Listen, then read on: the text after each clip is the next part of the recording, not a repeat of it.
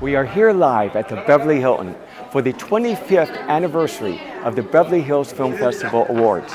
Tonight, some of the best films in the world will be honored.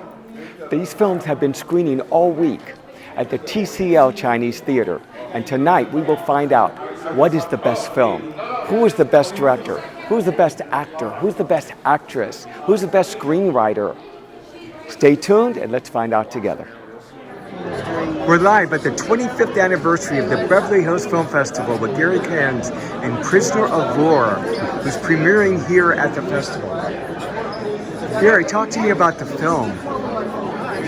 Well, it's a good action drama starring Scott Adkins, Cowboy Cerrone, Peter Shinkota. We shot it in the Philippines this past summer. It's based about, it was originally called Death March, where if you're familiar with World War II, the Japanese had the American and Filipino soldiers make them do the Death March, kind of like a concentration camp.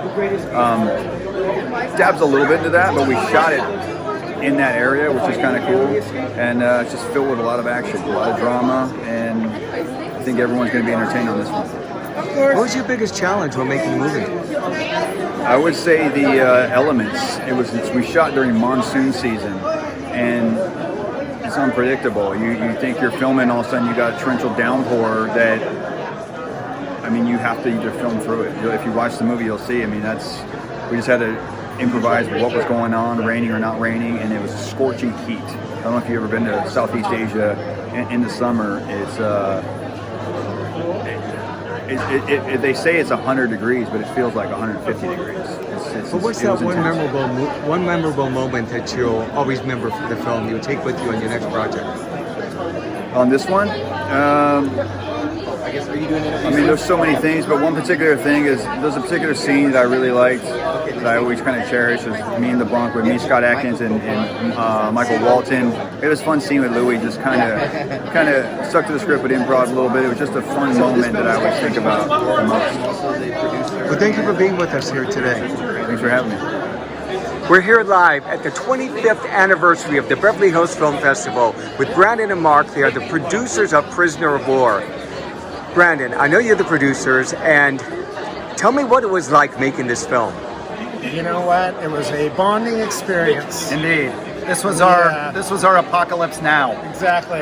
We bled for this movie, but fortunately, it turned out great. Sometimes you bleed and they don't turn out great. This one turned out great. We're really happy. We're very proud of it. We had a hell of a time making this film, and lights out. That didn't matter. Right. I'll meet you after starting.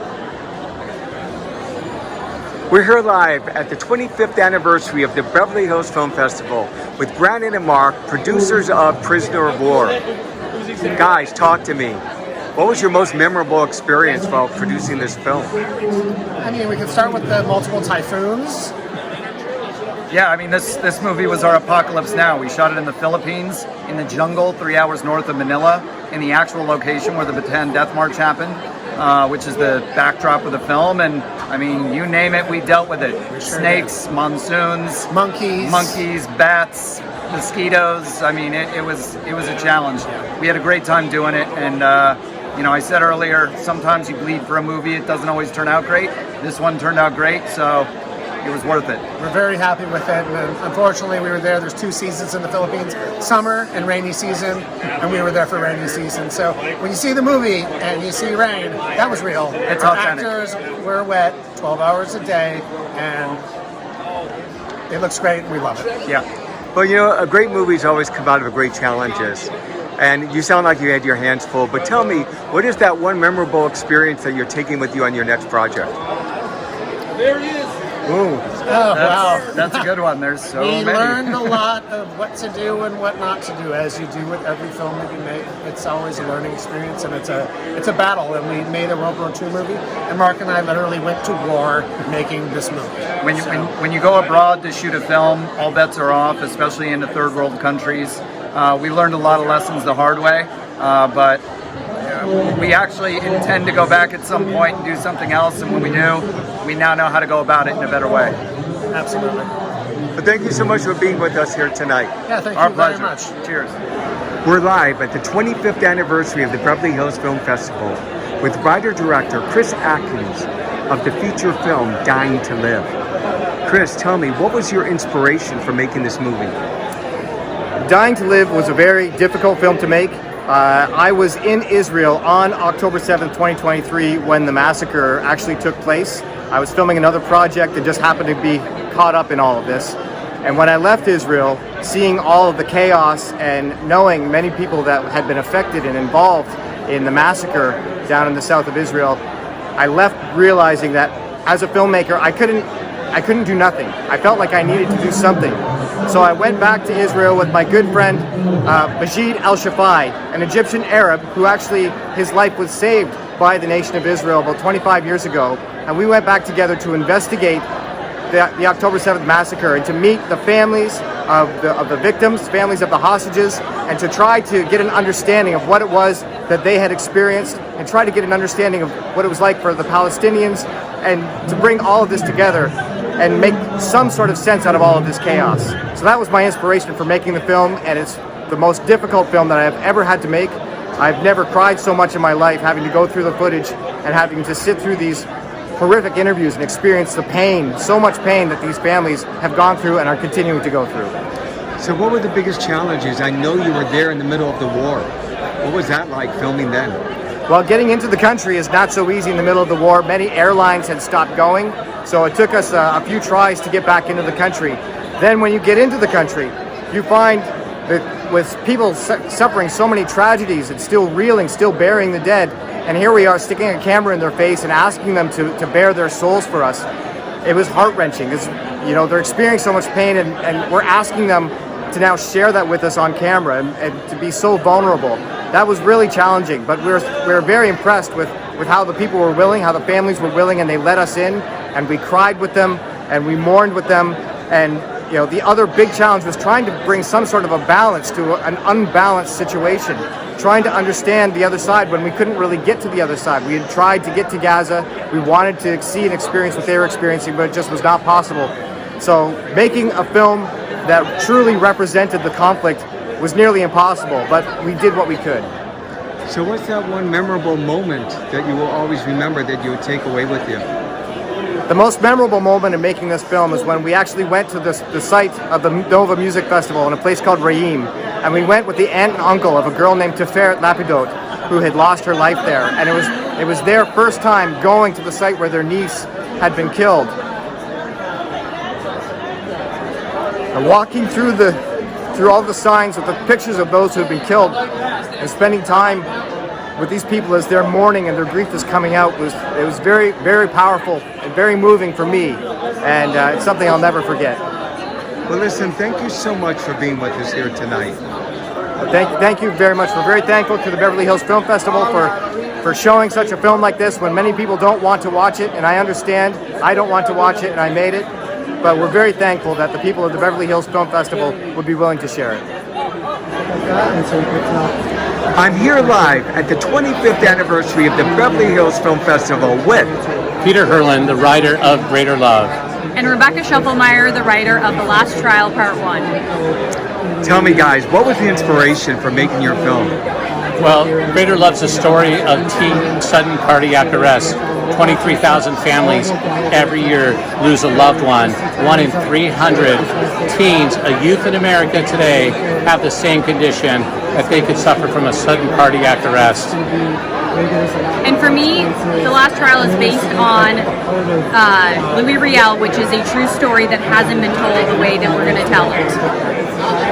So tell me about the process. What was it like writing it? This is obviously based on a true story or an inspiration of a true story? Well, it is. It's based on the story of a very dear family friend of mine whose 15-year-old son passed away, in fact, 15 years ago. And when I started to learn more about the condition that he suffered from, I knew that it was preventable and potentially avoidable. So I decided to write a story about it because I feel like it's a cause worthy to share. Well, thank you for sharing that with us. And could you tell us what is What's your inspiration for making your movie? Because your movie is actually screening here in the festival right now, right? Yeah, so the screenwriting, it was based on the fact that it is my family's history, so it's based on actual like family members, and so we really wanted to showcase what that's like and what happens with family and how family can be messy, even back in the day. What was your greatest challenge when making the movie? Sorry, I missed that. Greatest challenge? Challenge would be writing a biopic and having to get all the information to put it together. That was the hardest part. Right.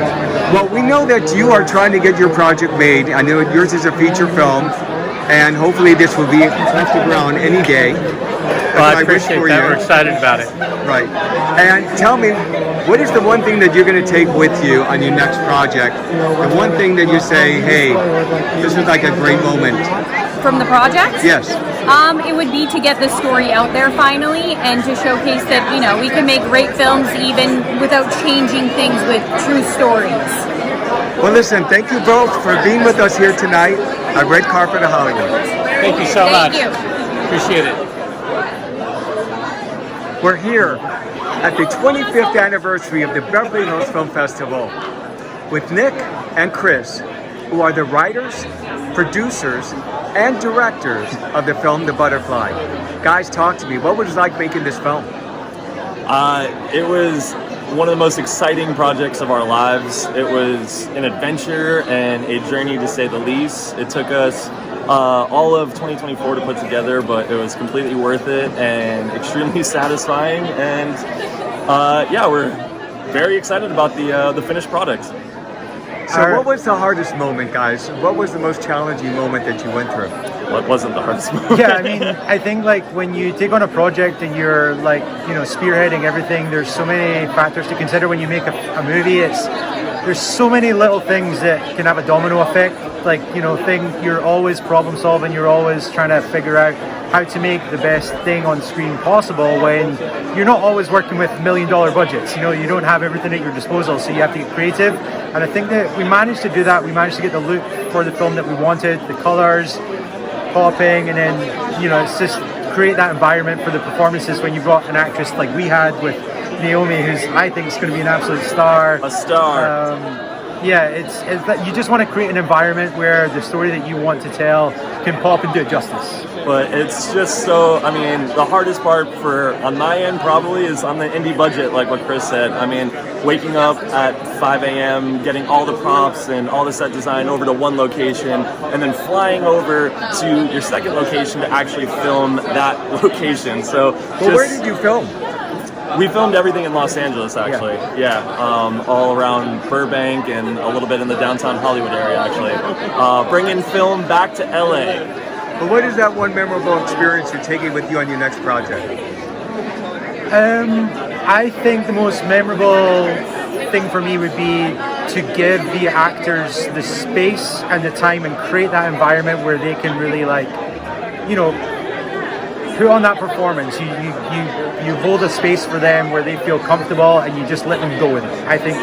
I think for me is watching a first-time actor, Naomi Nelson, who's never been on screen before, never been on camera, and watching her go from this shy, a little insecure, and watching her build and build and build into one of the most confident and ready to go actors I've ever seen and I've ever gotten the opportunity to work with. And that was just beautiful and magical and very metaphorical for our our movie's film title, The Butterfly. She literally hatched out of her cocoon in the movie and in real life. So it was beautiful. Well, listen, thank you so much for being with us tonight. Thank you for having us. It's been an honor. Thank you so much. Shout out to Red Carpet Hollywood. Shout out to Red Carpet Hollywood. Just want to give a big shout out to Red Carpet Hollywood.